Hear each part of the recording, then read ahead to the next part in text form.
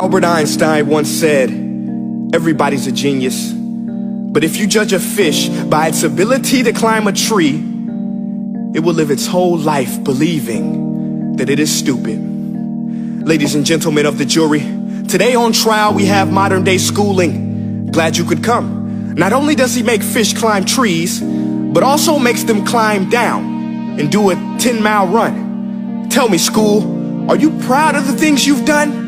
Turning millions of people into robots, do you find that fun? Do you realize how many kids relate to that fish swimming upstream in class, never finding their gifts, thinking they are stupid, believing they are useless? Well, the time has come, no more excuses. I call school to the stand and accuse him of killing creativity, individuality, and being intellectually abusive.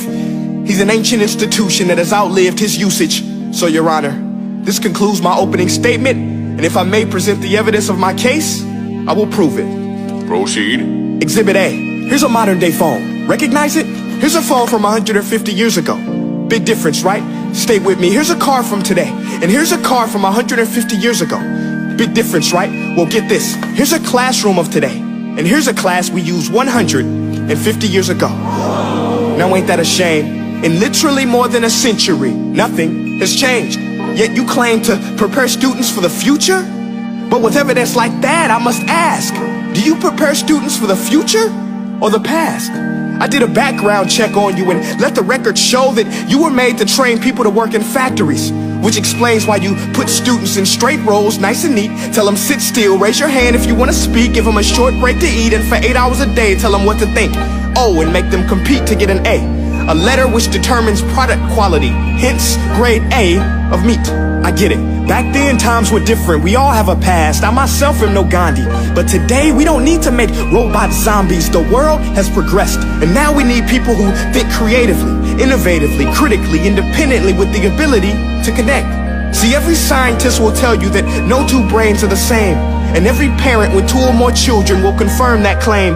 So please explain why you treat students like cookie cutter frames or snapback hats, giving them this one-size-fits-all crap. Watch your language. Sorry, Your Honor, but if a doctor prescribed the exact same medicine to all of his patients, the results will be tragic. So many people would get sick, yet when it comes to school, this is exactly what happens. This educational malpractice, where one teacher stands in front of 20 kids, each one having different strengths, different needs, different gifts, different dreams, and you teach the same thing the same way?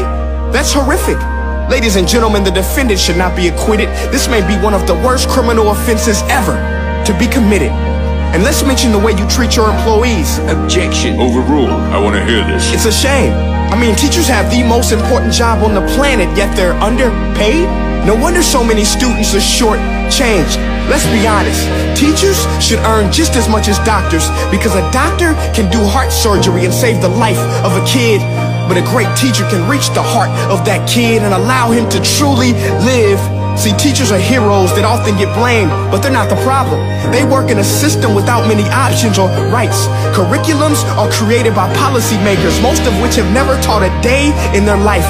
Just obsessed with standardized tests. They think bubbling in a multiple choice question will determine success. That's outlandish. In fact, these tests are too cruel to be used and should be abandoned, but don't take my word for it. Take Frederick J. Kelly, the man who invented standardized testing, who said, and I quote, "These tests are too cruel to be used and should be abandoned." Ladies and gentlemen of the jury, if we continue down this road, the results will be lethal. I don't have much faith in school, but I do have faith in people.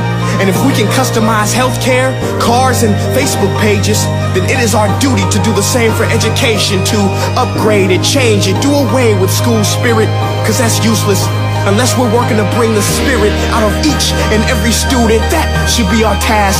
No more Common Core. Instead, let's reach the core of every heart in every class. Sure, math is important, but no more than art or dance. Let's give every gift an equal chance. I know this sounds like a dream, but countries like Finland are doing impressive things. They have shorter school days, teachers make a decent wage, homework is non-existent, and they focus on collaboration instead of competition. But here's the kicker, boys and girls.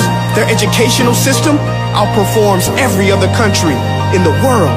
Other places like Singapore are succeeding rapidly. Schools like Montessori, programs like Khan Academy. There is no single solution, but let's get moving. Because while students may be 20% of our population, they are 100% of our future.